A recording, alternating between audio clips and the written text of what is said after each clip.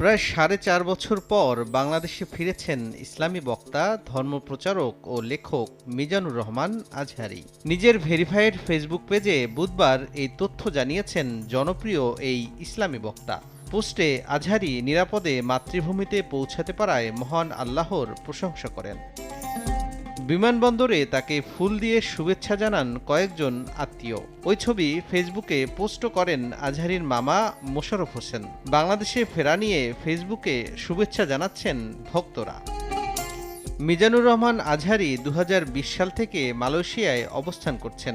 গত আগস্টের গণঅভ্যুত্থানের পর দেশে ফেরার ঘোষণা দেন তিনি। তাজা রক্তের বিনিময়ে যারা আন্দোলনকে সফল করেছেন সেই শহীদদের শ্রদ্ধাভরে স্মরণ করে তাদের রুহের মাগফিরাত কামনা করেন তিনি।